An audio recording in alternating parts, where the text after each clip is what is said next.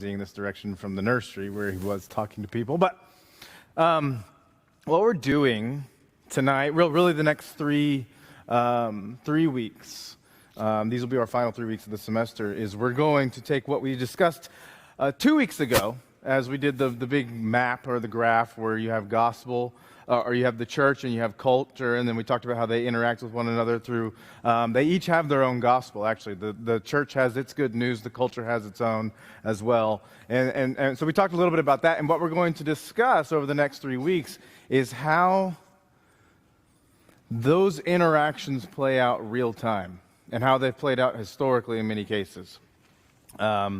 And how we're at risk of falling into some seductive little traps when it comes to being the church interacting with culture.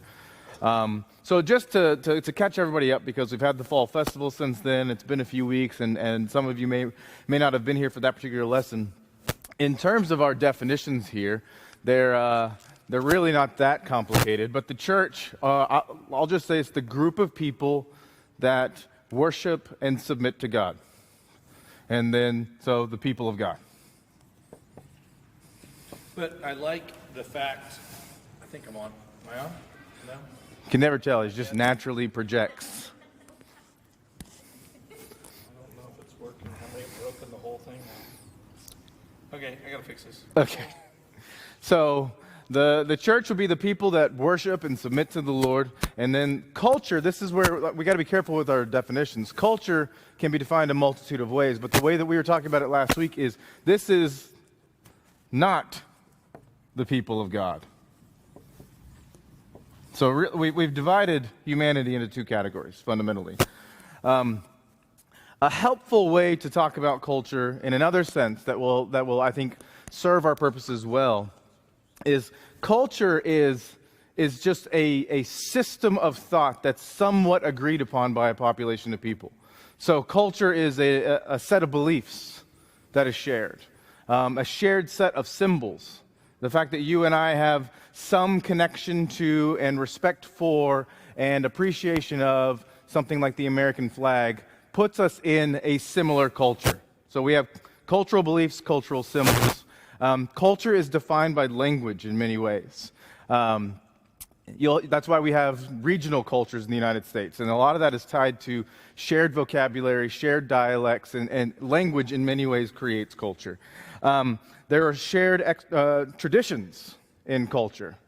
Again, back to kind of an American-type culture, we have a shared history that many of us know, and we can throw around names like George Washington, and we don't need explanation because you and I have an agreed-upon understanding of who that is because of a shared culture. There's shared expectations for what is good for us.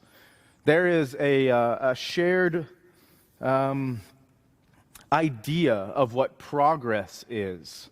There's a culture has something of an agreed upon plan for prosperity or for the future.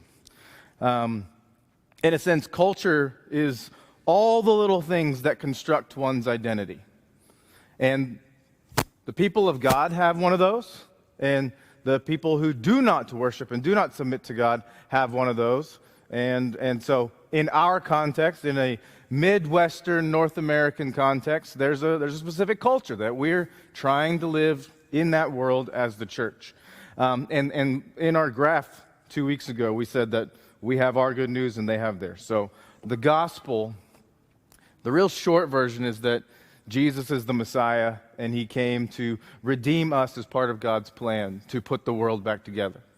And he will come. I mean, the best short answer is the Apostles' Creed, which kind of runs through, he was incarnated and became a human. He's both God and man. He was crucified, died, and was buried. He went to the ground, and then he resurrected, and he'll come again to judge the living and the dead. That's kind of that's the gospel in a nutshell.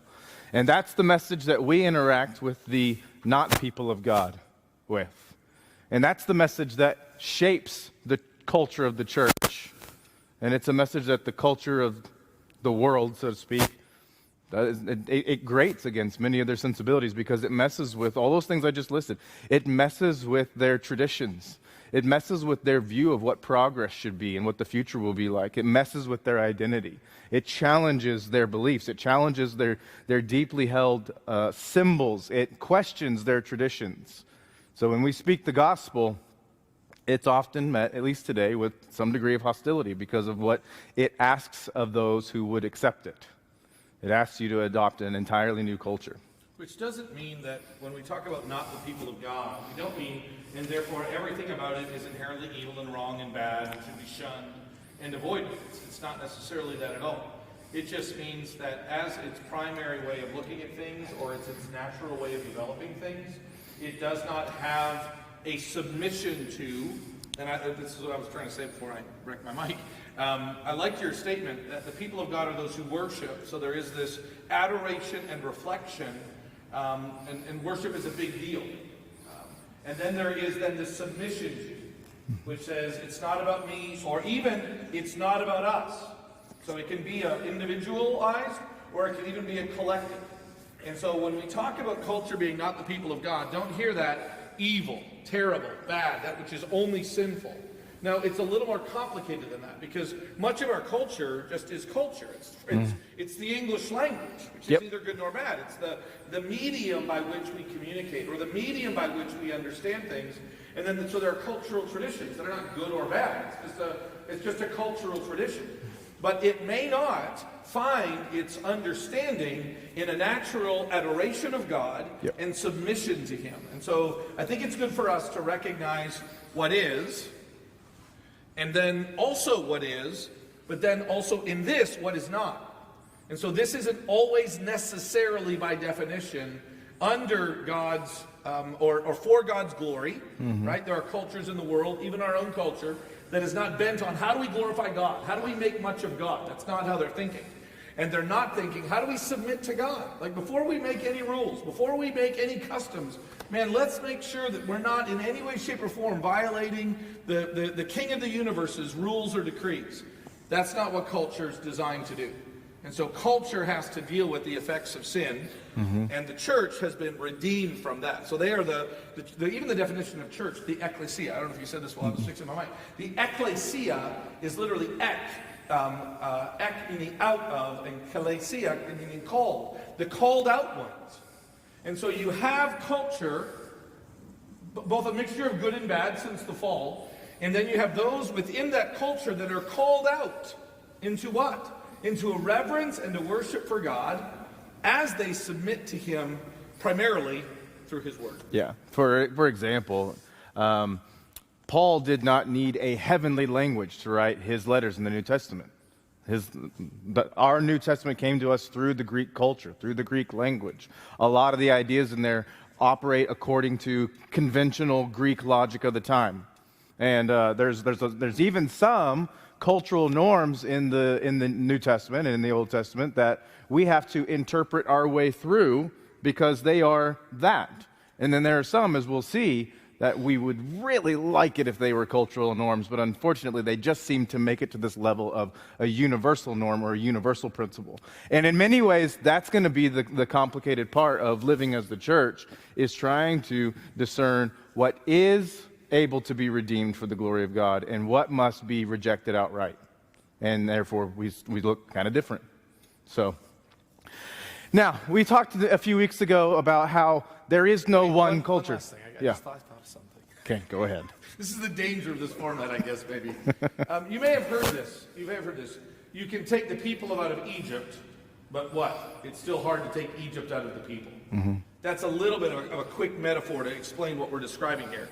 Yep. You can take the people out of culture, but it can be really, really hard to take, especially that which is wrong, which is in rebellion against God. It's hard to take that culture out of people. Yeah. And without the power of the Spirit, without the continual guidance of the Word, and without a group of people to come along, support, and encourage, and to motivate us, we literally slide back into Egypt on a regular basis. Yep. Now, there is no one culture. Culture is regional, and probably most important for our lesson tonight, it is time specific. So I described just a few qualities of Paul's culture, which we share some of those just because of how enduring the Greek culture was as we live in the West here. But there were some cultural shifts that began to take place in the 19th and 20th centuries, particularly in North America, although that was kind of a domino that fell because of what was going on in continental Europe. But all of a sudden, you see, not that there was just this unified, massive Protestant church. The denominations were already very much in place, but there's some ideas that had to be dealt with in the late 19th and early 20th centuries that really shaped how the church is answering this question. And there were drastically different ways to deal with that particular question of what do we do with some of these new ideas coming out of Europe. Were you going to define gospel? I already did. I just didn't write it. Okay. So basically what Ryan's describing there is the onslaught of modern thinking of not just science, but the scientific methodology, and even a really strong bias towards science against matters of faith. We've talked about this almost throughout this entire semester.